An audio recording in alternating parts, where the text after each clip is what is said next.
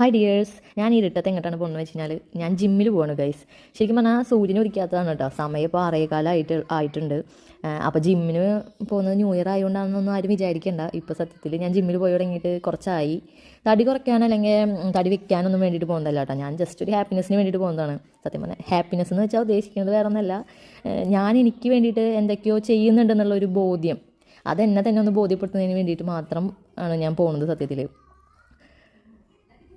ജിമ്മിന് വരുന്ന ദിവസം എന്തോ അറിയില്ല, നല്ലൊരു സുഖമാണ്. മനസ്സിനാണെങ്കിലും ശരീരത്തിനാണെങ്കിലും ഒക്കെ നല്ലൊരു ഹാപ്പിനെസ്, ഒരു പോസിറ്റിവിറ്റി കിട്ടുന്നുണ്ട്. അപ്പോൾ ഈ ഒരു പോസിറ്റീവായിട്ട് അന്നത്തെ ദിവസം തുടങ്ങുന്നത് തന്നെ നല്ലൊരു സംഭവമാണല്ലോ. എനിക്ക് സത്യത്തിൽ 26 വയസ്സാണുള്ളത്.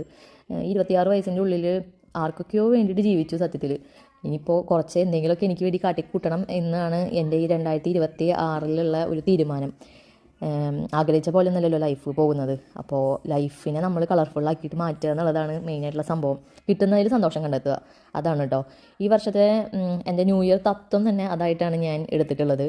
ഇത്ര കാലം ഡിപ്രഷൻ അടിച്ചതും കരഞ്ഞതും, സത്യം പറഞ്ഞാൽ ഇന്നലെ വരെ എന്തിനു വേണ്ടിയിട്ടാണ് ഞാൻ കരഞ്ഞത്, എനിക്കില്ല, പലതും ഇല്ല എന്ന് ഓർത്തിട്ടൊക്കെയാണ് ഞാൻ കരഞ്ഞിട്ടുള്ളത്.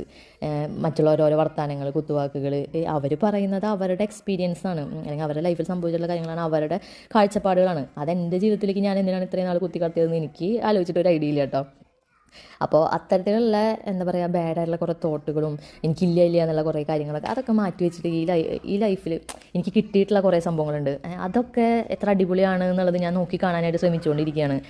അതിൻ്റെ ഭാഗമായിട്ടാണ് കേട്ടോ ഞാൻ ഈ സത്യത്തിൽ ഈ ജിമ്മിൽ പോക്ക് തുടങ്ങിയത് തന്നെ. ആ ഒരു പോസിറ്റീവ് വൈബ് നമ്മുടെ ലൈഫിൽ വേണം. അപ്പോൾ ഹെൽത്തി ആയിട്ടുള്ള ഫുഡ് കഴിക്കുക, ബോഡിയൊക്കെ ഫിറ്റാക്കി വെക്കുക.